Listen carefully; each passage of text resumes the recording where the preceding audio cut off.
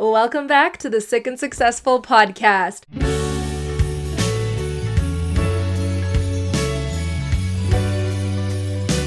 Jingle bells, jingle bells, jingle bell rock. Just kidding. I'm not gonna make you sit through that. My daughter makes me sing every single night a lot, and so I've been singing a lot more than ever lately, and she is liking the Jingle Bells song. Makes us sing Twinkle Twinkle Little Star and then You Are My Sunshine over and over and over on repeat, like a minimum of 10 times a night. So that's fun. What are your children's bedtime routines? I'd love to know what you do with your children at night. We don't actually really read to her very much. She's not a storybook kind of girl just yet. She's more so a make my parents sing every single song in the world type of girl, and then try to use the potty 15 times. That is where we're at with having a 2.5-year-old. Today's episode, we're going to talk about the holidays. I wanted to just share with you a little bit of what my life was like as a child, what holidays mean to me now that I have a family, now that I'm a mom, how they looked when I was chronically ill and in university and doing all that kind of stuff, and just kind of get into it and share a little bit about my past and my views on the holidays. So I want to start all the way back to when I was a little girl living in the part of Winnipeg called Transcona. One of my first memories of Christmas is that we had this big window, at least it's big in my mind as a kid, and Santa would go down the streets with reindeer. I'm not even joking, pulling his sleigh and going ho ho ho and like shaking his bells. I've actually seen him within the last few years, but that was one of my first memories is I saw him through the window and I was just like, are you kidding me? He's real. Another memory is I'm an only child, so it's just me, and I have a really big family, a lot of cousins, a lot of aunts and uncles. When I was really young, we would go to like 5 different places on Christmas Eve, and there was so many houses, so many presents. I was the only kid kind of in this really, really big family. Yeah, just I don't even want to go through how big the family is. It's a big family. There were lots of different people to see, but I was only a kid. So one of the other memories I remember is I was at my grandma's house and everybody was there. The whole family was there, and there were no presents under the tree. And I'm like, what the heck? Did Santa forget?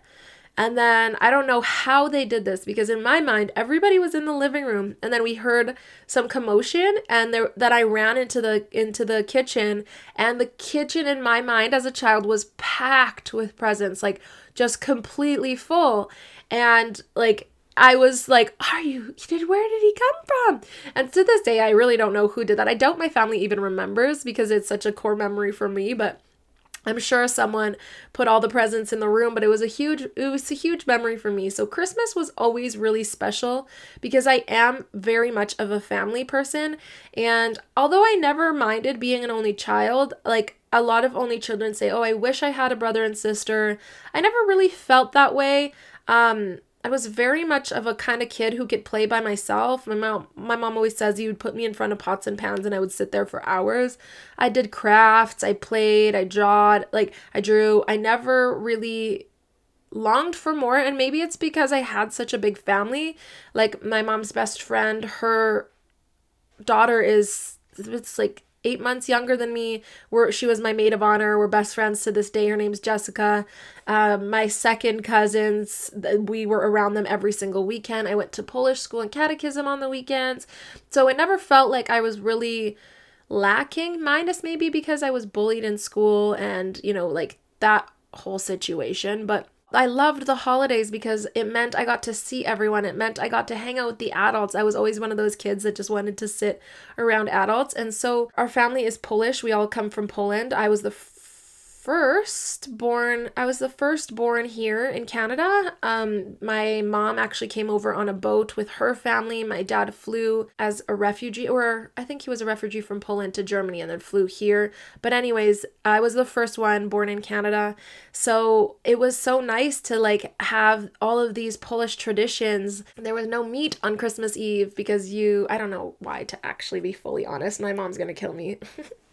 I should know, but I don't remember. There was no meat on the table. There was at least 12 dishes for the 12 apostles. There was definitely always more than 12 dishes. There's red borscht, which is my favorite part of Christmas. Oh my gosh, the red borscht. We all got to dress up nice and fancy. I remember as a kid, like I would just be ready. I would eat and I'm ready to go and open the presents. I'd be like under the table, just like waiting, anxiously waiting to open the presents. And then all the attention was always on me because I was the only kid. And so I don't know if maybe that is what made me really love Christmas, or just the fact of getting to go from different families' house to different families' house and enjoy the presents and the happiness, like the joy that Christmas brings.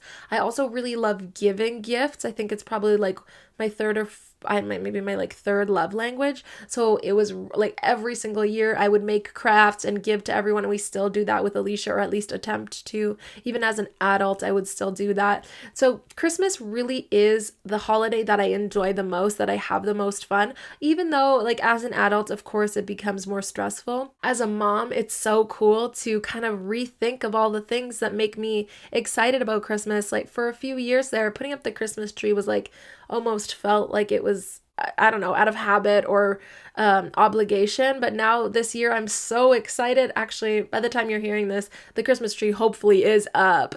But I'm so excited in this moment to put the Christmas tree up with Alicia and have fun setting it up. I'm so excited to see her on Christmas morning because it's going to be kind of the first Christmas she remembers as a 2-year-old. So there's so many things that I feel like being blessed with a child gets me more excited about life again, and just like the small things that you forget as an adult. So that's really cool. Now, those are the things that I'm looking forward to now. And I want to touch on what it was like to be chronically ill during the holidays. So there was one year I remember very clearly. It was prior to even being with my husband now. I was in the hospital. It was during exam periods in university. I had fainted at an ex-boyfriend's house. Obviously, he was a boyfriend at the time, and he was very horrible about it and made my parents come pick me up and had a party that night. It was a whole situation. He was not a very thoughtful person or accommodating to my illness. But nevertheless, I was extremely ill and ended up in the hospital. And I got out a few days before Christmas, but I really didn't think I was going to. And those are the moments that are just really hard as someone who's chronically ill, is just knowing that your life is in the hands of professionals that you don't even feel confident in, but also that you're missing out on so many different things. I very clearly remember that year getting out like the day before Christmas Eve, and as a family we celebrate Christmas Eve, and going to the hospital or going to the mall with my dad to pick up some Christmas presents, and not even being able to walk a few steps, having to sit down at every single bench along the way because I hadn't gotten out of the bed in the hospital for at least 2 weeks. I get into this place when I'm in the hospital that I feel like I'm in jail. Like I feel very resentful for being there, even though I'm thankful they're helping me and saving me and helping me. I get in, like, it's almost like hospital depression, or I do have for sure PTSD from medical procedures. So I typically, now that I'm more cognizant of it, the last day years back, I did get out of bed more, but when I was younger, a young adult, I would stay in bed for weeks. I would obviously go to the bathroom and all of those types of hygiene things, but I wouldn't walk around the halls. I wouldn't go out downstairs or anything like that. I would be in my room. And so I was so weak. And I just remember like many years at the Christmas table not being able to help clear the dishes because I was in so much pain, but feeling so guilty for not being able to help, or not being able to like stand up and go pass the presents to everyone, which I should be because I'm the youngest, right? But my stomach would hurt so bad, or I would have an accident if I tried, and not being able to eat all the yummy goodies that I liked, and really being sad about it because I knew it was going to hurt my stomach. Other things that was really hard as someone with a chronic illness is having family members comment on your weight. Not so much my close family members, thank gosh, but the more kind of extended family, just like either, oh, you've gotten bigger, or you need to eat a sandwich. Like there's so many times that I just was so upset about those comments. But overall, I'm really, really thankful for the holidays. I love to, spread joy and do different things. And I love going to holiday mass at my church. And I love seeing the joy and like just The overall spirit of the holidays is so much fun, and I love learning about different people's traditions and different cultures and what they do for the holidays. Like, it's so cool, and it's so cool for us to all come together and really just celebrate each other and celebrate this time of year and do something fun while it's extremely cold outside. So that is kind of just my background, my story, where I come from as a young girl, first generation Canadian. I believe that's true. First kid born in Canada, and our traditions and how it impacted me to be sick and successful during the holidays.